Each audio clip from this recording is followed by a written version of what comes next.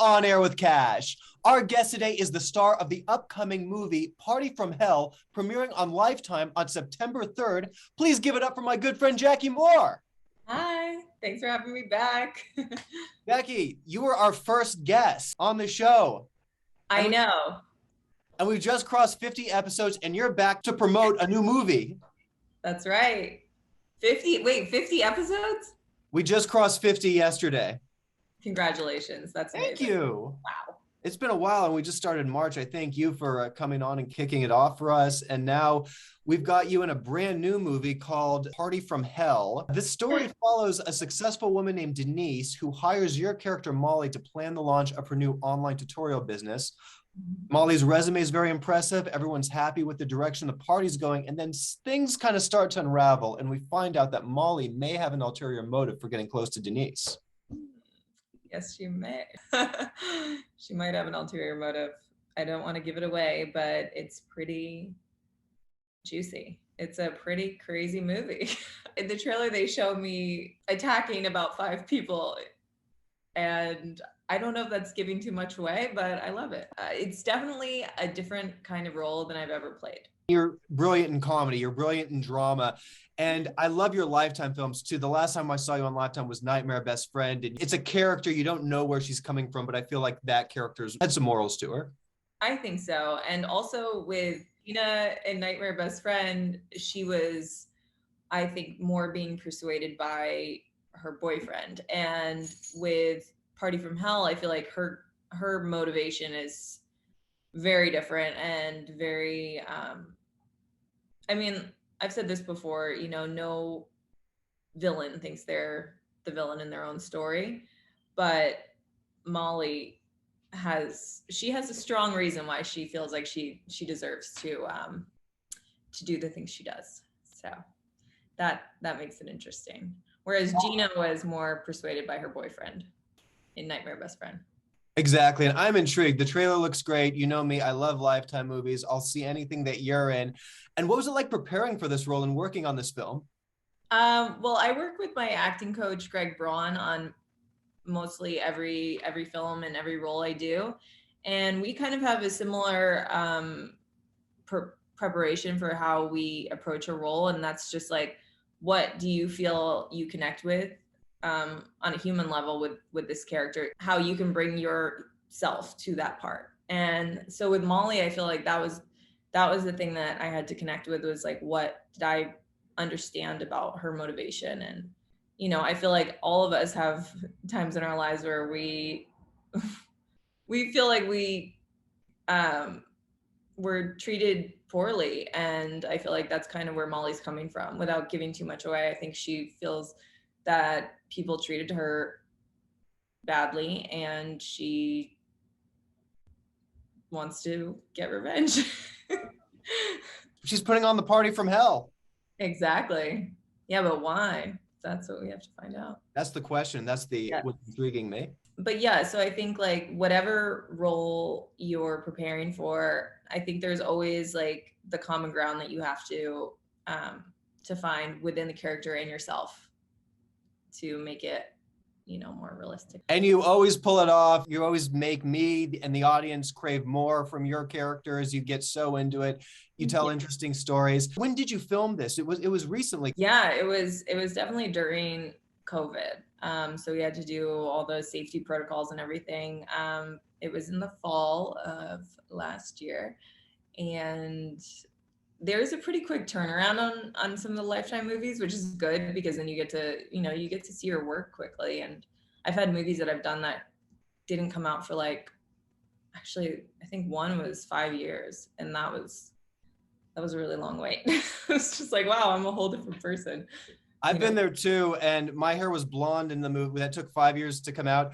So my hair was different. It was noticeable. You could tell it was 5 years ago by you're like certain references and jokes were just so out of date, or you could tell like, yo, that's so 2014. It's not 2019. Yeah, totally. And like, did you ever look at pictures from a few years ago and you're like, what was I thinking with that outfit? I mean, I'm not saying that I have the best style now, but I'm saying like, I look at Facebook memories and I'm like, oh my gosh. So, you know, in film, it's immortalized forever. And you're just like, that's like a time capsule of what I was thinking was cool to wear in 2015.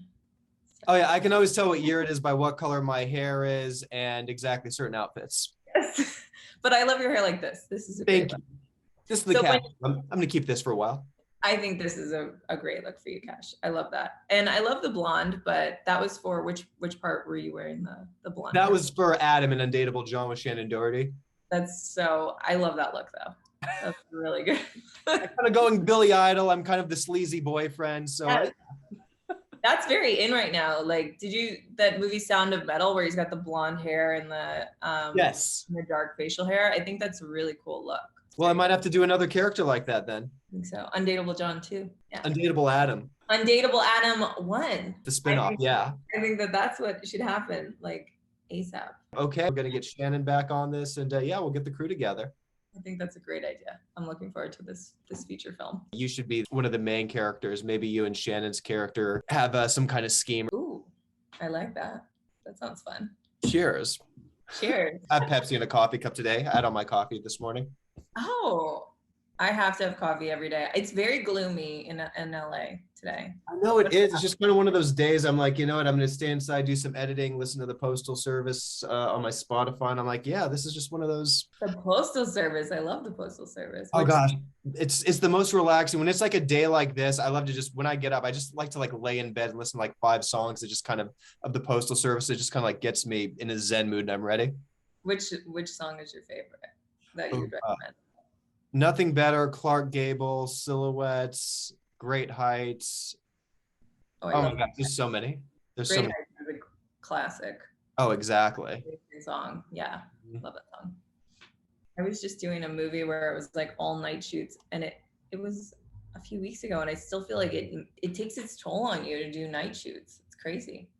Oh yeah, I remember actually when we were filming Mayhem of the Mind, I think we were only supposed to do it until 10. And it was an all-day shoot, and then we went up into like the wee hours of the morning, and it was just, I mean, that was an interesting role because I was playing so many different characters, so I got to switch it up and do these different personalities. So I kind of feel like even as the day progressed, it was like I was wearing new faces, so it just kept me on my toes. Yeah, definitely. We talked about it too, just taking different classes. I took a stand-up class. For me, it's easier for me to kind of hide behind a character, but to just kind of be raw and real and just put yourself on display. I just don't know what the audience will connect with. I attribute everything to the team and the people that I work with. I just feel like I do well if the team does well. Absolutely. And that's the one really good thing about improv is that it is a collaborative effort. So you feed off each other's energy, but stand up is challenging. Like what you were saying, you're up there by yourself. You've got, yourself to depend on, and those times can be, it's hard. I mean, I give stand-up comedians so much credit. I think that's like the most challenging form. Oh, it's the hard. I mean, I was actually talking to another friend of mine who he does a lot of action stuff and stunts, and he was saying, Cash, I will do the craziest, most insane stunt imaginable, and that is less terrifying than get up there and telling stand-up. Yes. But like Chappelle is he's like my favorite, and I feel like anything he says is funny. I mean, like, well, with not everything is intended to be funny, but when he's just speaking, I feel like everything he says is just so on point, and he's just so witty, and I love him. And Bill Burr's funny too. Oh, he's hilarious. Yeah, I do.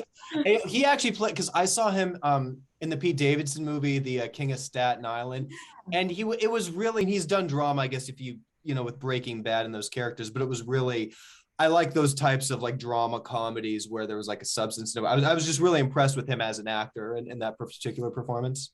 Well, any movie that you want to tell me to watch, I will watch, because I watched Palm Springs after you told me to watch it, and I was blown away by that movie. I loved it. Yeah, and that's why I'm bringing it back up, because we talked about it on the first episode, and wow. I cried. I loved it. It was so good. Yeah, that was great. Oh, that is I know we totally clicked on that, and oh my gosh, and like I said, it's the reason why I did buy a pizza float for the summer. Oh my gosh, it was so smart too. It was just such an intelligent movie. I mean, it was like almost like the Groundhog Day kind of theme, but in a totally new way. It was just so good. Unless we're being productive and being constructive, we're pretty much living the same day. Granted, it's not like in a movie where it's like, okay, I'm going to start and it's the exact same time frame and the exact same things will happen. But I feel like it was a metaphor for, you've got to change it up. If one thing isn't working, you've got to close this chapter and be ready to start a new chapter. It's safer to know what's happening, and if life's that predictable. So true. That's very well said. I think I mean, wow, I can really relate to that. That was beautifully said, Kash. I love that. Thank you. It's so true. I mean, we can just continue to do the same thing. And that's like, insanity is doing the same thing and expecting a different result, And yeah.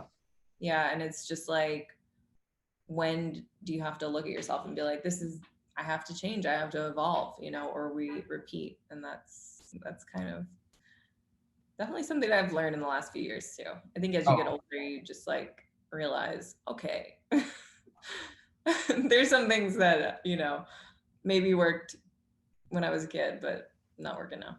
Oh yeah. I feel like there's been so many other chapters. Sometimes we're dwelling on the past mistakes. I think it was about 7 years ago when I did Jack and Cocaine, and that was like really so symbolic with me, like kind of moving on and leaving everything else behind. Was just like, no, I got to just get out of this shell, because I've just been doing the safe thing for too long, and now I got to go on this new journey. And then I feel like every year has progressively gotten better. It's like people come and go. I really do. And you pay attention to the people that stay or the projects that come your way. And once you release that tension from the past, and you're focused on what you're doing. No, totally. That is very true. And you really do see who your real friends are, because, you go through phases and you're like, oh, those people were in my life because of my, maybe I like to go out more at the time, or when I started to really work on myself, like different people were in my life. And it was like, yeah, it's so true what you're saying. I mean, we evolve, and even the parts that we find, that's so, I keep saying that, but it is true. It's for a reason. You get parts that you respond to when you need to go through that. I've been in those situations where it's like, there's hopelessness. There's just, okay, this isn't going to work. And then when you finally let that go and just embrace the moment, it's incredible to get a call or an email, and an even better opportunity opens up. Oh yeah. What keeps us going in this business is like, you definitely can lose hope, and you definitely can feel like you're not going to get to play another part. And that's the scary thing. It's because, you love it so much, and you love going into those characters. And then once you finish a project, you're like, what's next? Will I get to do that again? And, there always is something. And if there's not, then you make it for yourself. And I think that's the other cool thing about this business, is like, you can make your own character, you can write your own story or your own script and do it yourself. You're so right. And we have so many great film festivals. I know one of the films that you were in, that's how we met, through Dances with Films, which is really one of the better festivals, I think, here in LA. You had a brilliant performance in this film called Grief. Thank you. I really connected with the character and the director, and I really liked the script. So I felt like it was worth doing. And I'm glad I met you through them. Exactly. We're here. Yeah, that was a big plus. Yes. No, that's also why I love Dances with Films, because it brought me to you, and we've connected and collaborated. And I believe in you. You rock. What's next for Jackie Moore? Well, I just finished a very secret little project. I can't say too much about it, but it is a little bit of a villain role again. It's okay. Very fun, but you won't recognize me maybe because I've got different hair. Okay. So no one else has your face, so yeah, you're one of them. Thank you so much. It's a good thing. But thank you, and I will take that compliment. And it's hard for me to accept compliments, but thank you, Kash, for saying that. Oh, you're my girl. I always got your back. I'm always so shy. I'm like, but I did that movie. It was like a little project with some of my friends, and then I did a movie in Georgia, which is also secret. I've done some cool stuff in the last 18 months. But Jackie, you're always working. You are always productive. You always amaze me with every single role. I can't thank you enough for your time. And really, I mean, you really helped start this show. You are our very first guest. Now, 50 episodes later, we have you back. Is there anything you want to throw out to your fans? Well, stay tuned because I did get my movie option that I wrote. So I'm behind the scenes, which will be pretty cool. So I know you were telling me about that. You had wanted to write and produce something. So this is the one that you optioned. yes, I'm the executive producer and co-writer. And my co-writer is James Allen Ross. And we wrote this script together, which is very fun, and look for it hopefully next year. That we will. Oh, Jackie, I cannot wait.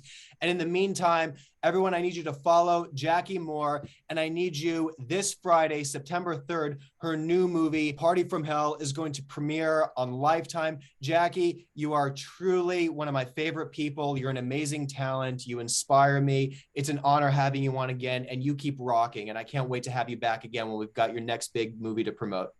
Thank you so much, Kash. It's an honor to be here as always. And I'm so excited for you and everything you're doing. And you know I love you. So I'm so happy to be Jackie, here. you rock. Oh, you're the best. Mwah. Ah. Thank you so much for rocking out with me and Jackie Moore today. You are On Air with Kash. On Air with Kash, baby. Woo!